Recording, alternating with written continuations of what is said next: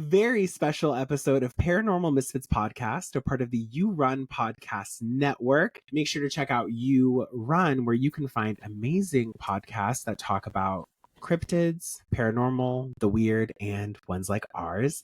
My name is Nino Daniel, and I'm one half of this duo. I'm Chrissy. Hi. And welcome to the Paranormal Misfits Podcast, where the curious roam, the weird feels at home, and horror is just another day in the office. Chrissy, what do we have going on today? Oh my God, we have a special episode. So everyone knew we were on hiatus for the holidays. And we still are, so plot twist, don't fucking expect anything anytime soon. But Jose reached out and he was so excited about his newfound horror film, Heretics, that he asked us if he could come on with his lovely cast and talk about the movie. So here we are. Absolutely. Thank you so much, Jose, JJ, Yes. Scott, and Shelby for joining us today.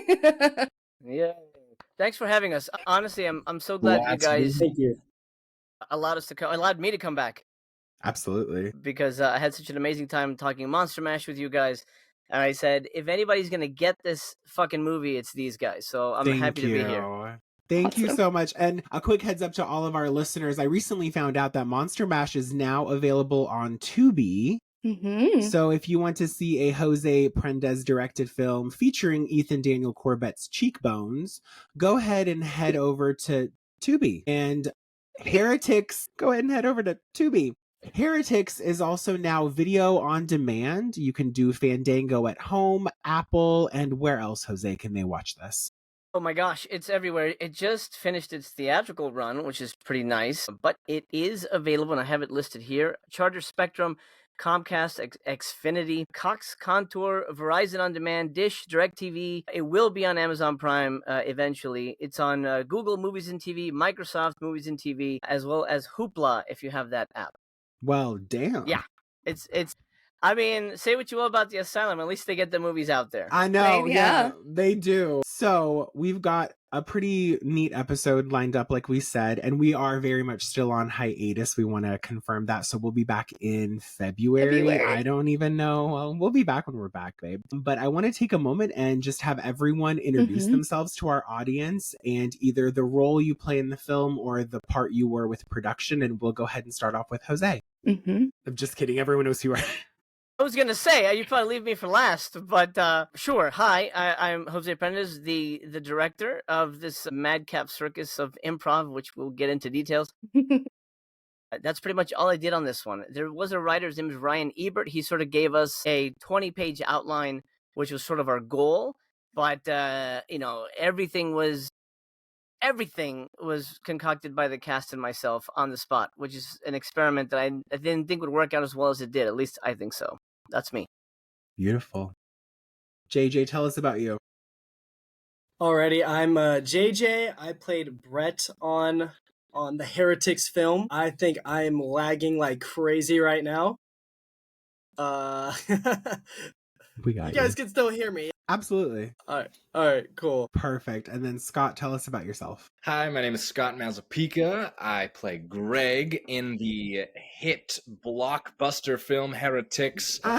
I met Jose just through a random audition that I got in my inbox. I was on set for one of the 4 days of this very fast turnaround shoot, and I still made a whole big group of friends in just that one 12-hour shoot.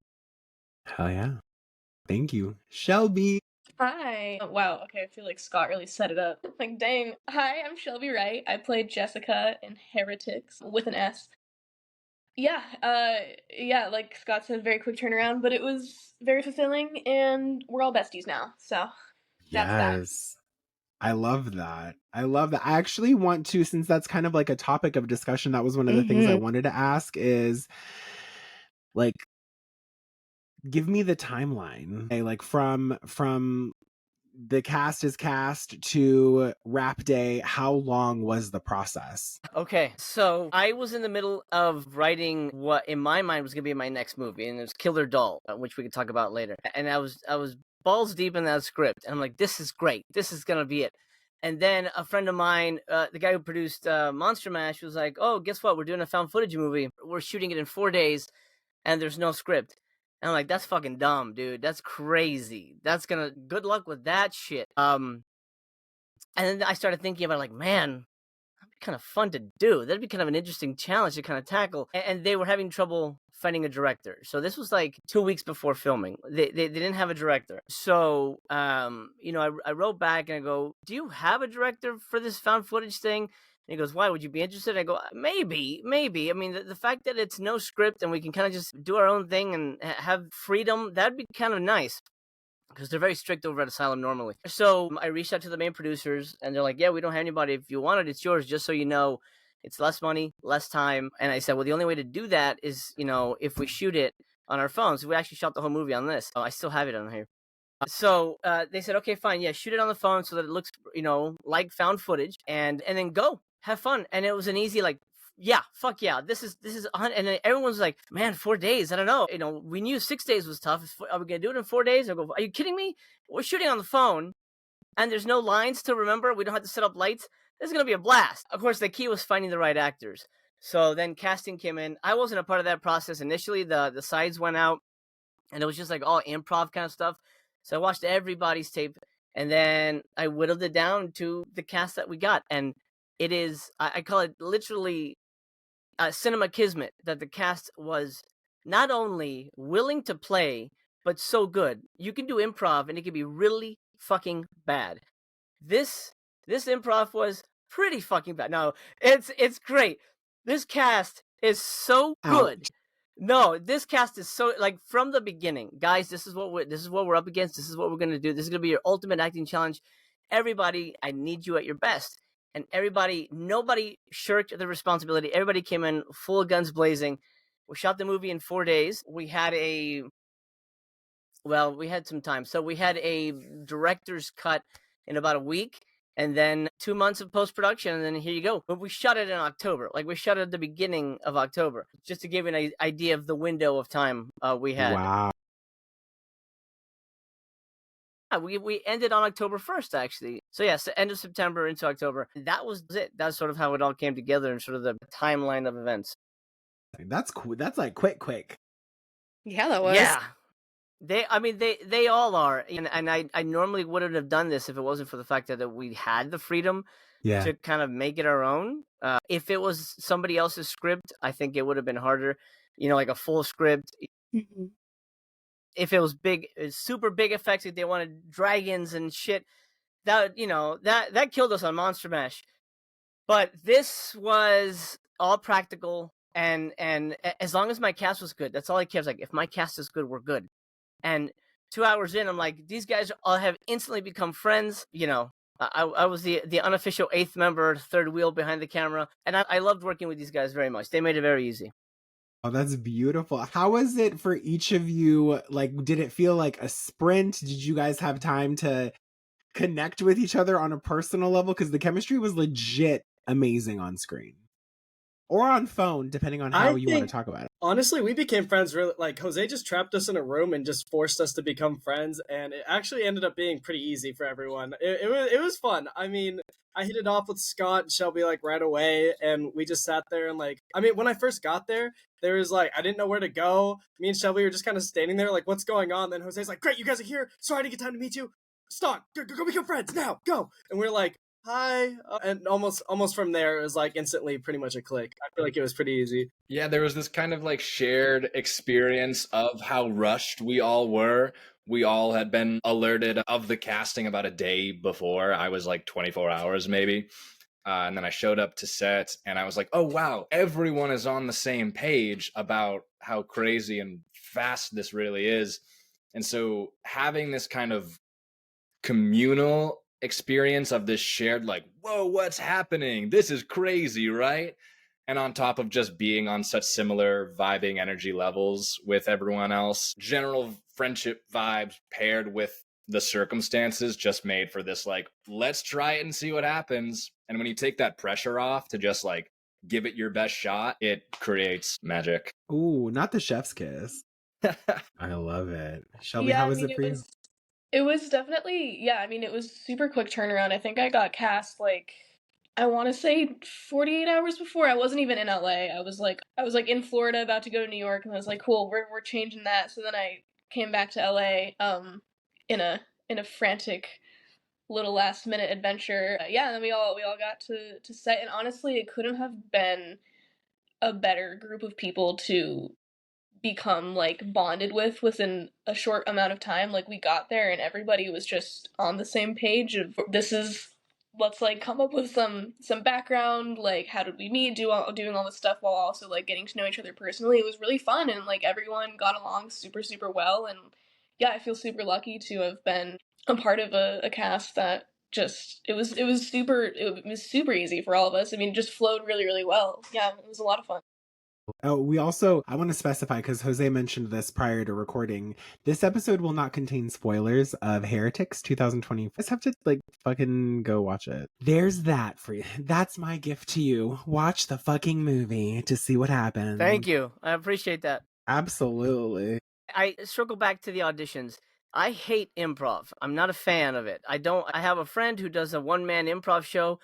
I've never seen it. God.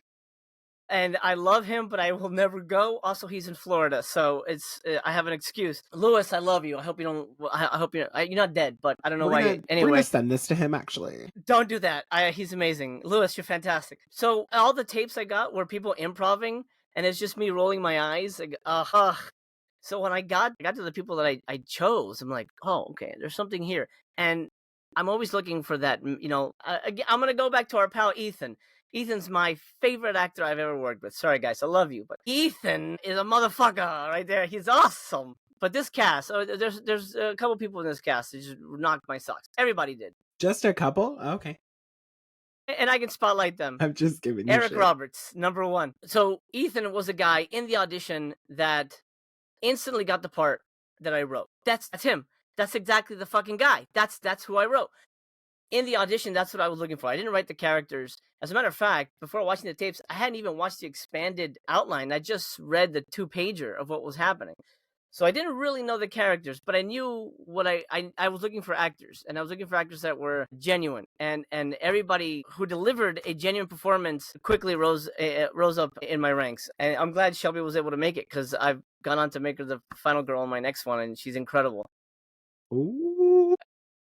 Which we can talk about later. Scott and JJ, and I want to mention everybody. Anna, Sarah, Neely, and Taryn. These people are amazing. I love them dearly. And I've probably made a nuisance of myself to them. So I apologize, but I love them. So we'll stop there. Continue with your questions, Nino and Chrissy. I love you. I love the banter. This is why I love we genuinely love having you on, because of it. Chrissy, what do you got for them? All right, so let's see. The location. So Nino and I were discussing about how big that house was. Actually, how fucking big? Because from the outside, I was like, oh, this shit is 200 cubic meters. Like, this is nothing. And then they kept going. This bitch has a fucking curtain and a downstairs and a wide open door and windows no one's using. It was like a haunted house. I'm like, hold on. What in the 13th floor entertainment is this? Like, so walk me through that. How'd you find the house? Like, let's do that. And the random ass like boat or whatever that was as they were walking there. Yeah. Okay. So one of the things that Asylum does try to do is get a cool location. So we did location scouts. We had like 2 or 3 days of trying to find a place. I wanted one place that we can exploit. We went up to this one place where it was like a 1-lane road up a side of the mountain. And I'm like, this is not safe. We're going to be shooting at night. I don't want to bring people up here. And people coming down the mountain, tired at the end of the day. No, that's not safe.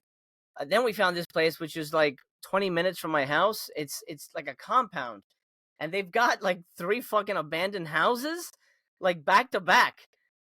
And they have the backyard. So the beginning of the movie, when they're having that party with all the string lights and shit, they are. That's like a compound house? It's like that whole area is right there. So, I mean, those lights are like behind that fence are those abandoned houses. So they didn't really have to walk too far.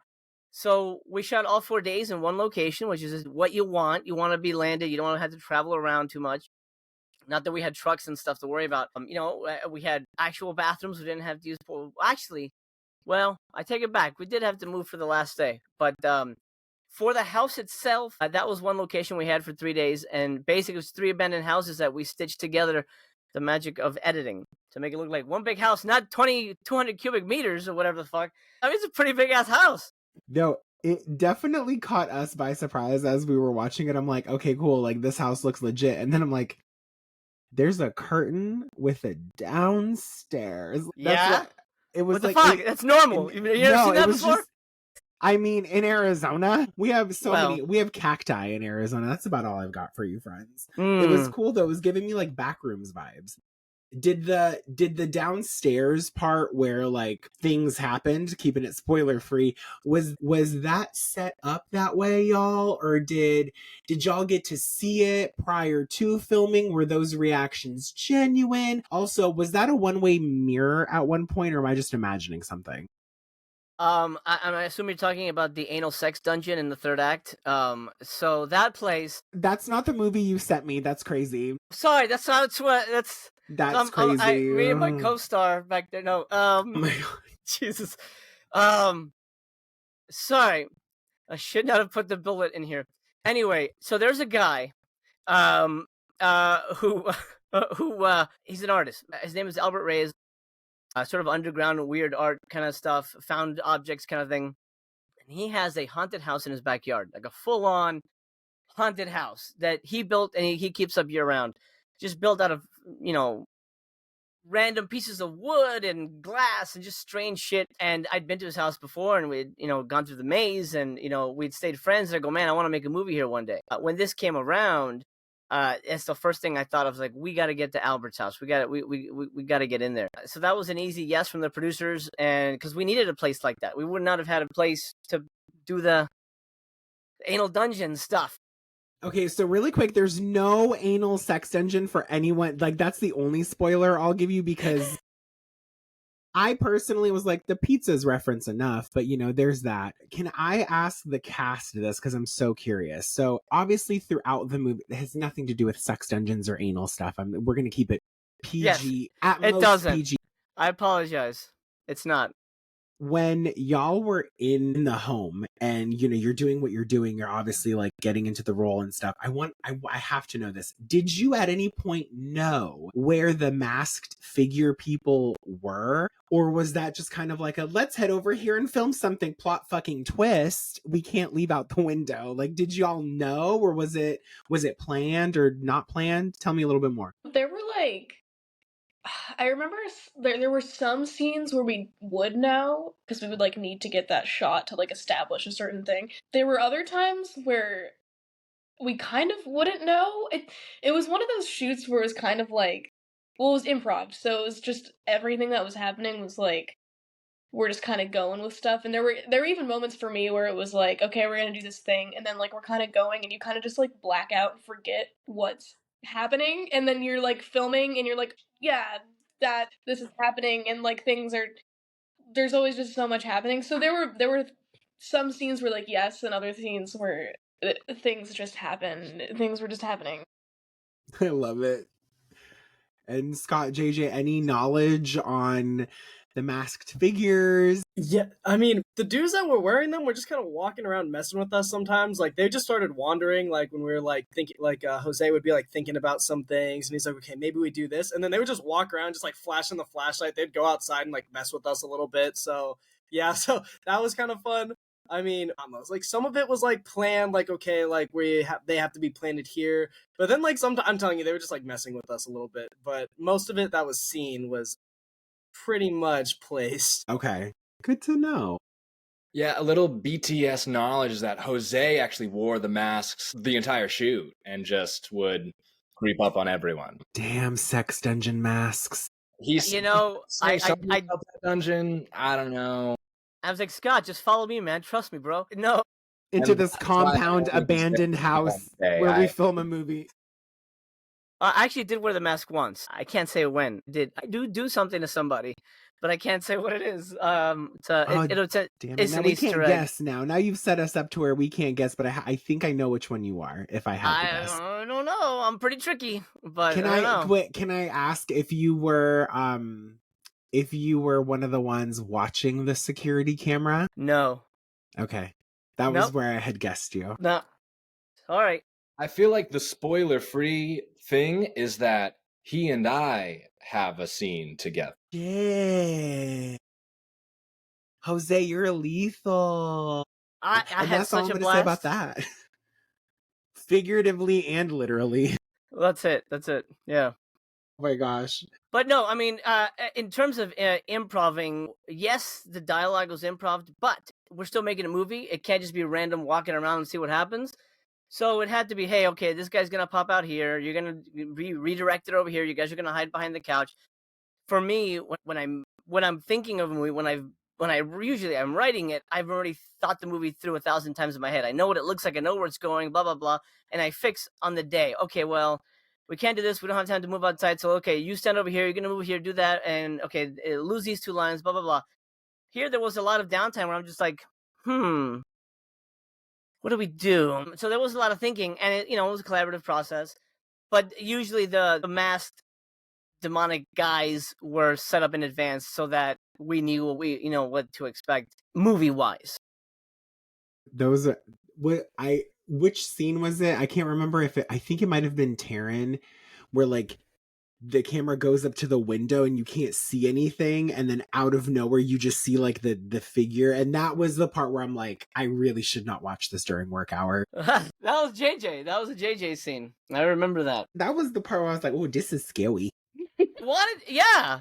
That's what you want it to be, a scary movie. I feel like with this one, I've actually made a scary movie. That was my attempt.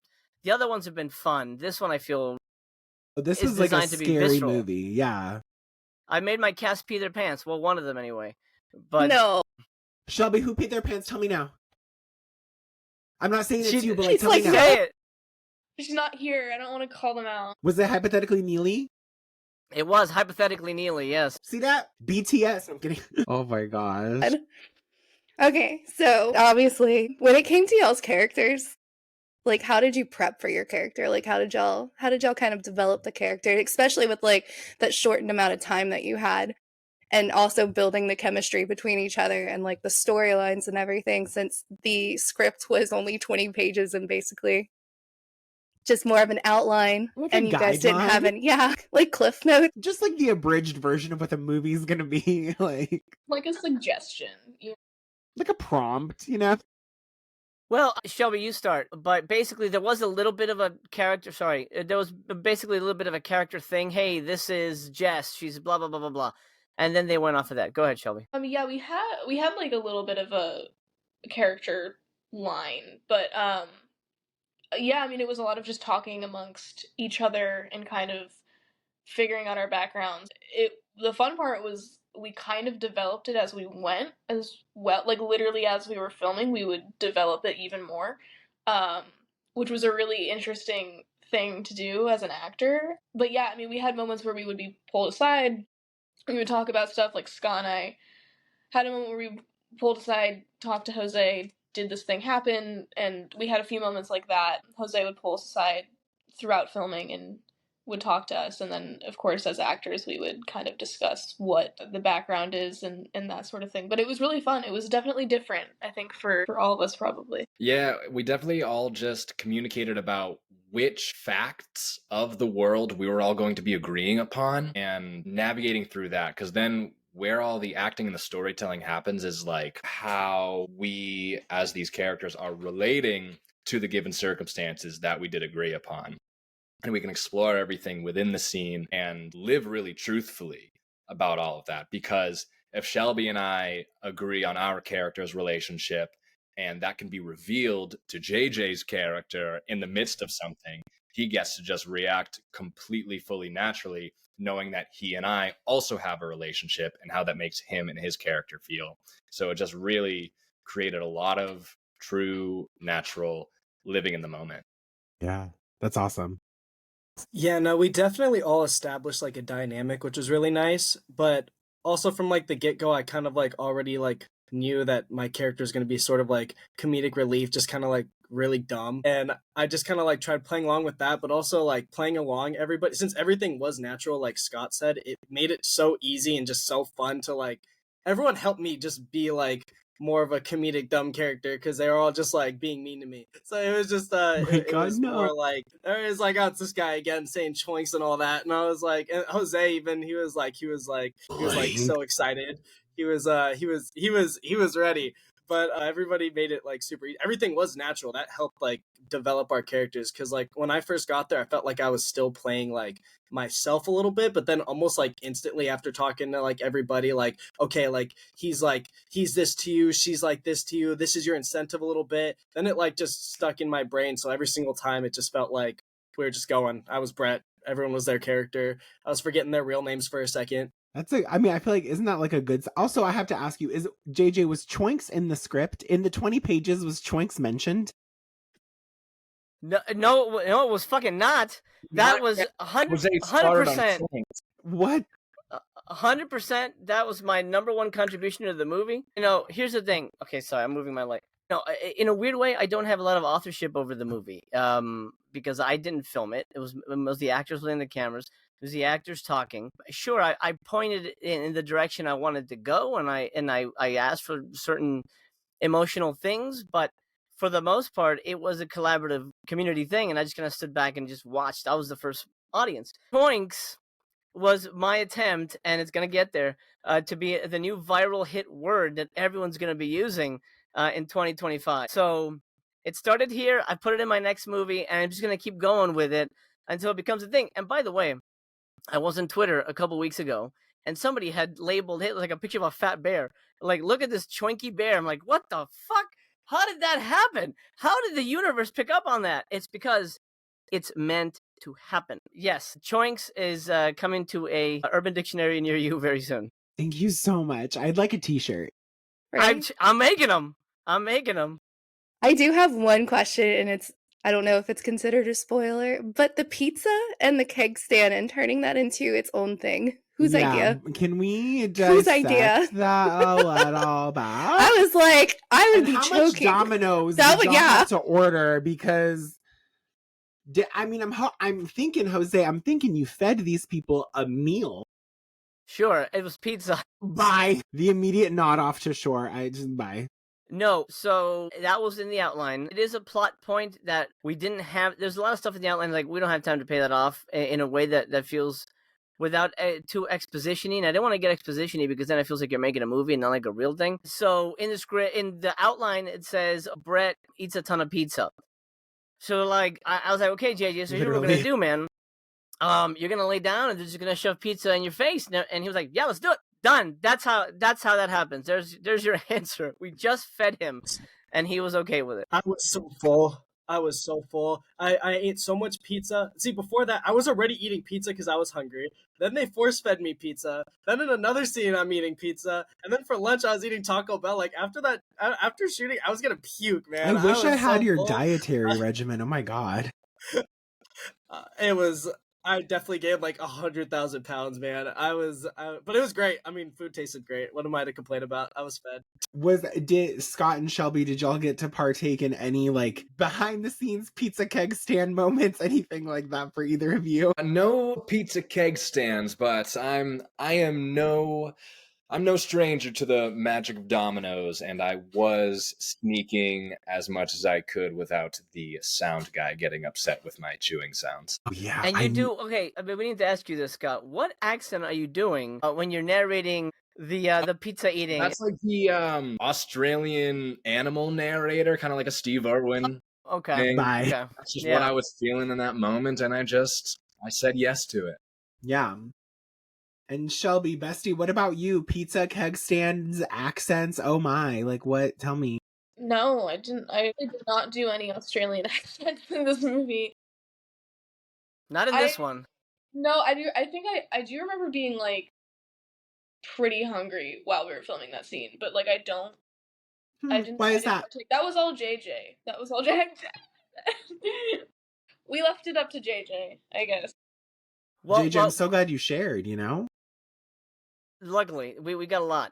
Just doing my part. I want Exactly. One thing I want to highlight for Shelby, she didn't get to do pizza, but she did do dancing. She's a pretty great dancer, and there's the scene in the movie where she's teaching the other two of the other girls how to dance. That was impromptu. I was like, hey, I saw your Instagram, you're dancing. Now you're gonna dance in this movie.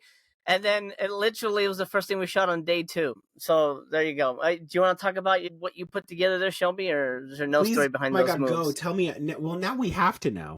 I showed up to set and Jose was like, dance, and I was like, oh. It was Anna and Neely for that scene. Neely did not want to be there for that. I love Neely, bless her heart. She was like, do I need to be in this scene? I think it was like, I mean, it literally, we showed up and got in wardrobe, hair and makeup, and we were like, hey, shoot this scene, and I think we were like the 3 that were ready. Yeah, so we went outside, and I was like, okay, we're doing this little footwork thing, I suppose. I don't know. Here's some foundation. I gave him a proper lesson. I'm kidding. It was not at all. Whatever happened. I don't know.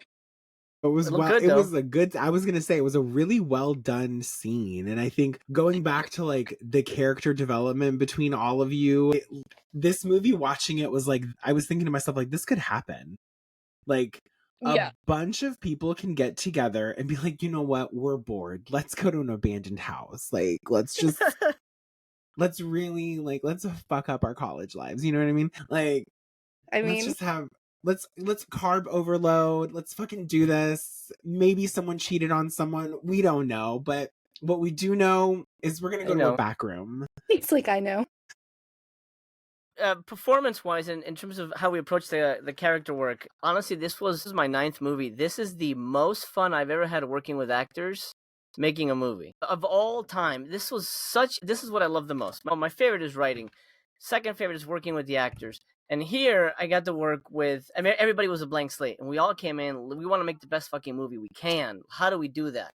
And I wanted them to kind of get to know who they were, so I never called them by their real names, as I tried not to. They would address me as Master, so that, we all had names. Not the sex dungeon reference again, Jesus. This is different. I stopped talking about that. You're the one who brought that shit up. I'm done. I'm done with that. Look at how you're dressed, sir. Yeah, what? This is my Tom Cruise. It's because the light's bright and my eyes hurt. Anyway, is this video? No one's going to see this. Okay, so I would take them aside and would say, okay, how did you guys meet? How old were you when you met? What do you think about this character? And then something that I asked everybody that I didn't tell everybody I was doing, I would take them all individually aside and I say, who do you hate the most in your group? And then they would all think about it. They'd look over and be like, I kind of, and then, because I wanted to get at the root of how everybody really felt about each other, the characters, and I wanted them to kind of keep that present in their mind. Like, there's things that's, and that really informs, I think, the performance. I mean, absolutely, because they feel, I mean, again, I'm speaking from the point of the guy who made it, who was there watching that and sort of tweaking the process. But it feels genuine to me. They really feel like friends, and that's the thing that bugs me the most when you watch something like this. Like, these people aren't friends. I can't believe that any of these people would hang out. This dialogue doesn't feel genuine. None of this interaction feels believable. And in a situation like this, people would just be yelling and freaking out, and that's what we get. That is a genuine reaction. And I just love the fact that the actors were willing to not only be malleable to the idea, but willing to play and go there. And I'd ask them questions like, what's your character's favorite movie? What's, things that you wouldn't really think about. But I think it helped really cement the reality of it as much as possible at the end of the day. I love that. I mean, with JJ, Scott, and Shelby, with you guys hearing that, with so much trust being bestowed upon you, how do you feel now that it's done? Yeah, how do you feel now? Not to put you guys on the spot or anything, that the director of the movie that you guys just shot is in this room, but how do you feel? I'm right here. No, it felt very rewarding to go up and to see it all unfold on the screen too, just to kind of, because you have this experience as an actor of how good it feels to be there on set and to be making friends and creating something from the ground up. Mm-hmm. And not every time you watch it back and are like, wow, this is real. This is cool. This is as much fun to watch as it was to do. And the environment that Jose really created was just something that was genuinely so fun. And it worked on set and in the audience. So it's just a testament to the kind of stuff that Jose can really run and put together in such a short time. Well, now I owe him $50. Dang. And we were witnesses, so we get like a percentage. Thanks, Jose. Love you. I didn't sign that contract, but anyway. You didn't have sorry. to. I'm just kidding. It was in the dungeon. No, I'm kidding. Shelby, JJ, how do y'all feel after hearing? Yeah, it is like, it was like I said earlier, like if everything flowed really well, and I think we had so much fun on set while making the movie, and I think that reads on screen. And like Scott was saying, it is really rewarding when you shoot something and you have such a fulfilling experience and you're able to watch it after and see what you created. And because in this industry, it's like you film something and it's so different in post, so it's really fun to watch it all come together. And we weren't all there for like all the scenes we were filming, so it was fun piecing everything together and watching it like on screen as a cast and seeing what we created. That's awesome. It's beautiful. No, yeah, everything was just fun. Like Jose made everything fun. He was always just he was always thinking of great spots. Like everything, like in the moment, the cast, everybody made it really fun. Seeing it after, I was like Shelby said, like, yeah, I didn't see everything. So especially like seeing certain scenes, I was like, what? I didn't know that happened. I was like, there's some things I just had no idea was like going on. No, that made it fun. I was like intrigued because I was like, I knew what I did, but like there's moments where like I was just like eating my Taco Bell, so I don't know what was happening. It was definitely a very rewarding experience. Not the 'cause talks. I think everything turned out well. No, yeah, literally, I ate so much Taco Bell. That's besides the point. But no, I ate so much. The way Just my overall, blood like, sugar the would experience was spike. fun. The movie was fun. I love it's- that. it's I will fine. say, if I'm remembering the movie correctly, I don't want to give anything away, but Shelby, if I'm not mistaken, you have like, there's a particular instrumental interaction you have in this movie with, am I thinking of the right person? Instrumental. Like something, Wait. does something meet the top of the head? Yes, you are thinking correctly. Yeah. Instrumental? An instrument. Oh, I see what you're saying. Yeah, my brain was thinking, like, training. I'm sorry, yeah. the math was not mathing for me. No, not the Titanic violins, Jose. That's where my mind goes. How, like, I don't There want was to give plenty of room for him to get on, but whatever. Sorry. Different movie. Yeah. Way different. I like. Oh my gosh. Not that different. It's pretty similar, bro. Sir, last I checked, I don't think any of the actors in this movie were drawn out like French girls at all. It got cut. It was I drew Scott and it got cut. Oh my gosh. That was No, in but the dungeon. this damn dungeon. Wait, no, but Shelby, like that was one of those things, like as an audience member watching it, I was like, oh, this is a cool shot. How was that experience for you to like transform into it, be a part of it? Tell me more. I was the most excited for that scene. As soon as because we knew certain things were gonna happen, that scene I was the most excited for. And it was as fun as I thought it was going to be. I believe, yeah, that was the last thing I shot. I just remember being really cold and I like twitched at one point and I was like, no, don't do that. And then Stop. I drove home looking essentially like that at like 7 a.m. And I was like, no one perceived me. So yeah, but it was very fun. It was very, very fun. Yeah. That was quite the finisher kind of moment. Like Yeah. that. They let me get bloody. Asylum doesn't normally like gore, but part of the freedom was like, well, yeah. then they greenlit this. Like, Well, initially it wasn't. Initially, none of that really happened. As a matter of fact, most of the third act isn't really what happens in the outline. I mean, kind of. Oh. But the fate of the characters, I should say, was left up to me. And they said, go nuts.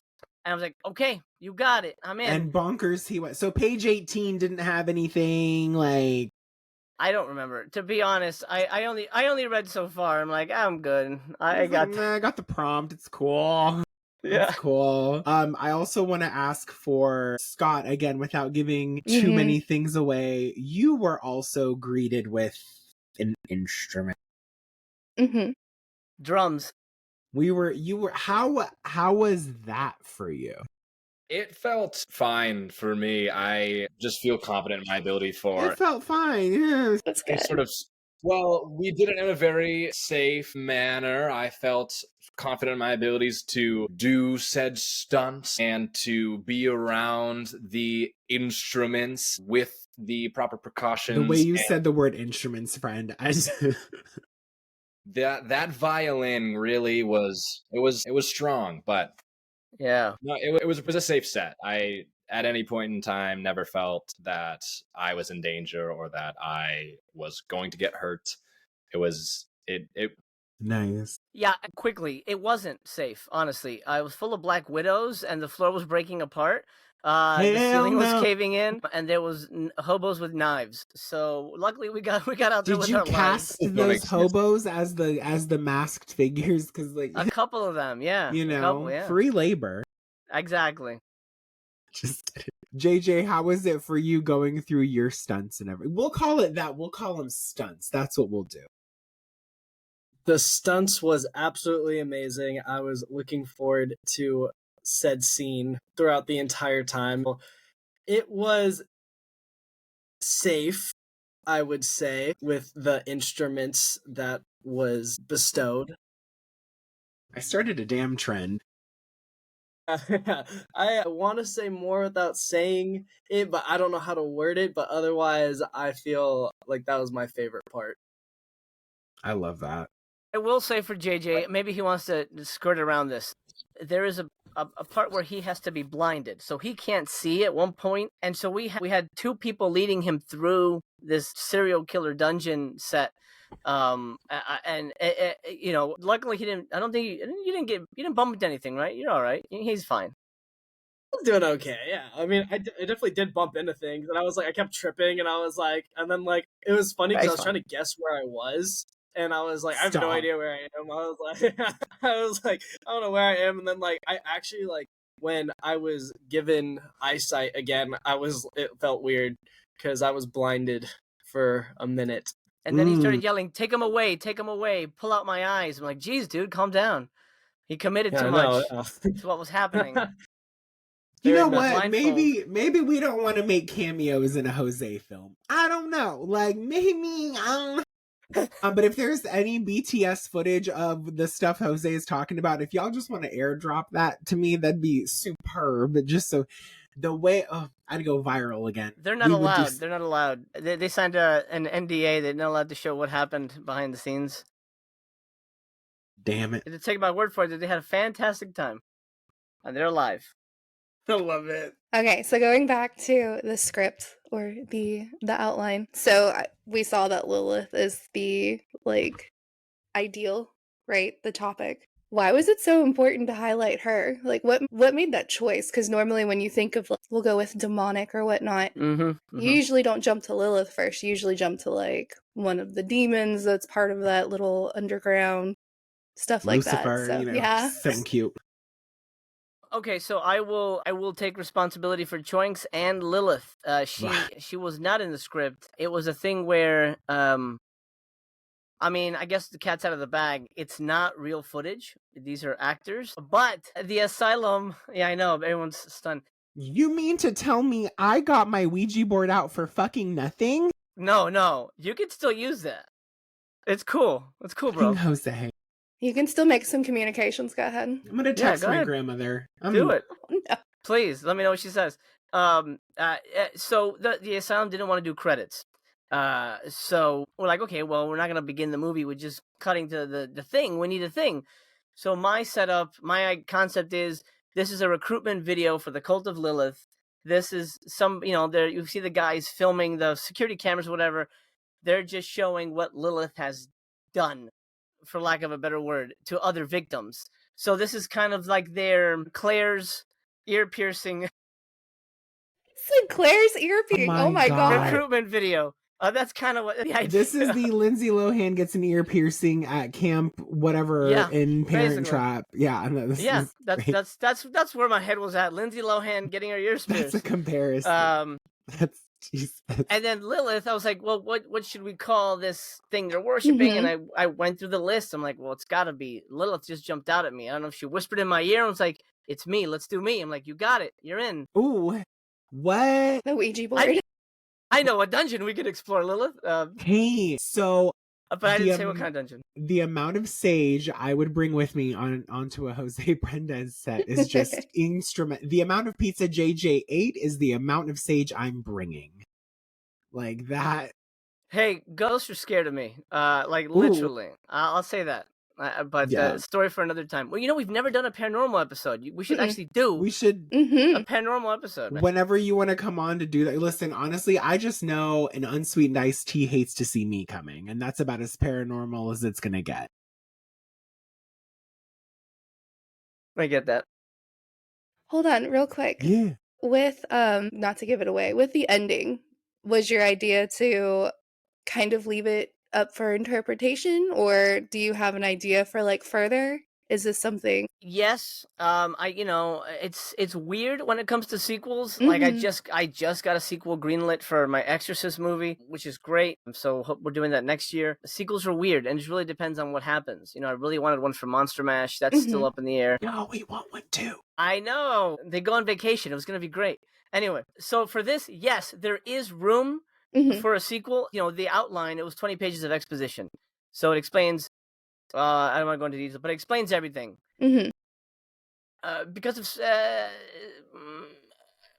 extenuating circumstances, we couldn't explain everything in a way that I felt didn't sound like shit. Like this is going to sound like bullshit. I would rather it be a full-on scary movie with questions than one with stupid answers, So that's where we went. No, I wholeheartedly appreciate that. It reminds me truly of found footage, because you're not going to have all the answers if you just find this random tape and it's just got this stuff on there and you're like, what the fuck just happened? How did you get here? What are you doing? So Literally no, I me appreciate it. Literally me when I was texting Chrissy, I'm like, why the fuck did this happen? And she was like, Nino, it's found footage. I'm like, can they find the rest of it maybe? Because I'm very much like, I like answers, and I'm very like, I need to escape the fact that like, Nino, leave movies up to interpretation. And once I kind of got into that mindset finishing the film, I was like, okay, there's like some dark and eerie shit going on here. And I want to know how certain people got involved that were in the dungeon, and then I want to know if Mr. John had anything to do with pioneering it. Like those things were like running through my mind. I'll tell you off camera, but yes. There are answers. I love it. We want to take a moment to just give you guys an opportunity to also talk about like what you've got coming up next, where our audience can reach you, and just kind of like head into a little bit of a wrap up. So maybe Shelby, Scott, or JJ, one of you guys can take the reins and tell us like, what you've got coming up, where people can find you, and all that good stuff. All right, so I actually am. So I'm still auditioning, looking around for stuff right now. But me and my buddy's a stuntman. He's a genius, so he's been writing a bunch. He's directing, and we're trying to actually produce some of our own stuff. We have a psychological thriller coming up. My Instagram handle's my same name, which I'll probably post on there and on YouTube. So we're just gonna try just submitting to film festivals, seeing where we can go with some things. Like honestly, Jose kind of like inspired me a little bit, because like his main thing he kept saying that I kept saying after, he was like, all right, let's make a fucking movie. And I was like, yeah, you're right, yeah, okay, yeah, let's just make a movie. Like that's kind of sick. Like I don't know. So now I'm just I'm trying to look at that aspect of things as well while I'm waiting for other projects to come up. That's awesome. That's so cool. Also, choinks. He keeps saying choinks a lot in his I'm daily gonna need life. you to pick the choinks. damn word. It's choinks. You got some of my friends and my roommates saying choinks. So it's happening. It's happening. You know what? My roommate will come in Makes the me room and be like, happy. choinks. Yes. That's it. I'm done. I've retired at this point. You know what? I think after this episode, I'm gonna go get me a Twinklet chip cookie. Hell yeah! Hell yeah! Scott, Shelby, tell us a little bit about what's next and where we can find you. Yeah, I am best found on Instagram at Scotty Mazz with 3 Z's. Oh, There's a jerk with the 2 Z's that won't let me have it. fucking asshole. I know, but I have my next movie coming out in the summer that is also with Jose. Killer Doll will be available, I'm sure, in similar capacities as Heretics once that comes out. And other than that, just doing the indie filmmaker, actor dream, festival circuits, whatever I can find myself into and work my way in. Beautiful. Yes, Killer Dolls with Jose and Scott. That will be coming out June or summer-ish, I guess. Maybe we don't know yet. I have a music video coming out. I don't know how much I'm allowed to say about it. I believe it's coming out in January, and working on some of my own projects. Oh, and you can find me on Instagram. It's Shelby Wright.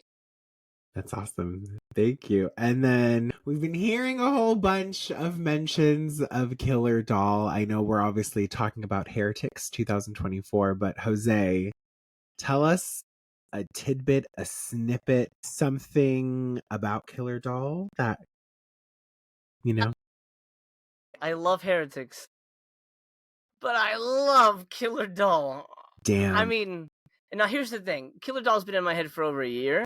I grew up watching Chucky and Dolly Dearest and all the Puppet Master franchise, which I almost directed one, but whatever. It's a story for another time. So I love puppets. I love toys. I love dolls coming to life. That concept is great. And I wanted to do one for the longest time, and I came up with a concept that I think is such a novel approach on that idea.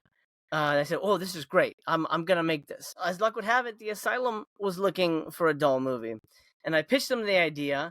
And I thought, well, it's outside the box. And I thought they were gonna say no, they want something like blah blah blah. But they went for it. They're like, we love it. Let's go. I'm like, amazing, because it was. I don't want to say anything, but you guys will see it. You'll love it. It's great. And being able to bring it to life with the caliber of actors that I was lucky enough to get was the most rewarding experience. Probably the most rewarding experience. Heretics was the most fun I've ever had working with actors. Killer Doll was the most fun I've ever had bringing one of my scripts to life. And in a way where every time I would look at the monitor, I'd be like, this is surpassing what I had in my mind. And it's almost never that. It's always like, well, we'll do it this way. Fine. Okay. We'll go with that. And we just finished the director's cut. The producer just emailed me notes. I haven't looked at it yet because I'm scared because they're pretty critical. But my editor says they sent a lot of compliments. So that's good. It is, I think, my best Asylum movie. I think it's honestly, I mean, I don't know. I don't want to blow smoke up my own ass. That's for other people that I paid to do. But I love it so much, in an almost obsessive way, that I can't speak about it without getting emotionally invested in it because it's like I love all these characters and I love the way. Man, I just want to just send you guys the director's cut so you can see what it looks like. Do it, I dare you. Send it to both emails, please. Maybe. I don't know. It's so good. But anyway, yeah, so that's coming out in June. Right now we're in post and it'll be out. It should be out sooner, but they're going to hold it till June. But I'm excited. Incredible cast in that as well. My buddy Bix, who was in Monster Mash, returns and co-starring with Shelby, and they kill it. I mean, it is incredible performances. I think it's going to do very well. At least I hope so. And if not, whatever, it'll be for me. And I liked it. Then we've got Exorcist 2, which is shooting in September. That may or may not happen depending on whether they will give me more time to do that. Because it's stressful to do these things on a 6-day shoot, which Killer Doll was a 6-day shoot. Oh, wow.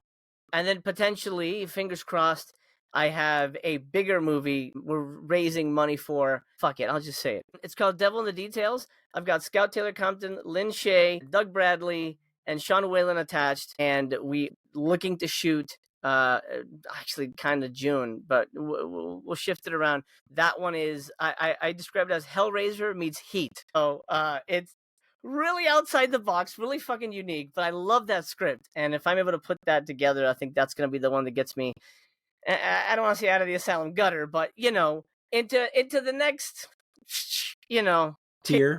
A tier. That's the word, yeah. But I really do want to do Exorcist 2 because I like those characters. So, I don't know. We'll see. But that's Killer Dolls right now, my focus, and then trying to get maybe another found footage movie done because I really had fun with it. And they're so easy to do, and I like the fact that I get to work with actors on a very instinctual level. That's fun. TBD, but Killer Doll for 100% sure. Hell That's yeah. awesome. Yeah. Okay, so as we wrap up, for you guys, all of you, all four of you, can you describe Heretics in one word? Choinks.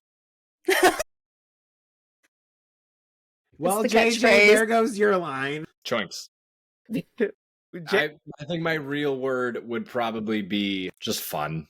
Yeah, that's been such a central theme. I will say fun. Fire. Okay. All right. It's a choice. Shelby, Skibbity toilet.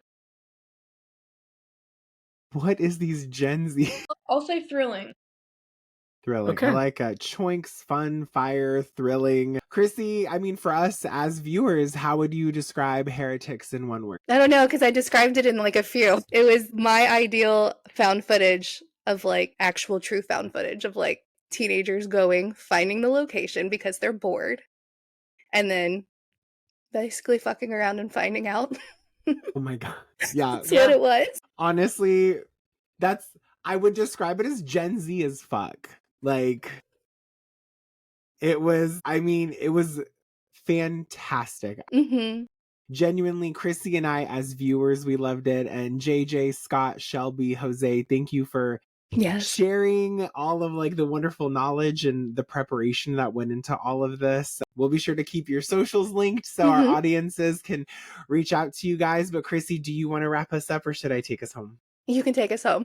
Okay. I've missed saying this. It's been 2 months. But once again, Paranormal Misfits Podcast is a part of the You Run Podcast Network. And if you are an audience member who would like to talk about sponsorship opportunities for season 2, the show notes, read them. Thanks. And listen, as we wrap up, we know you don't want to leave, but since you have to go, you might as well creep out. Bye. Bye.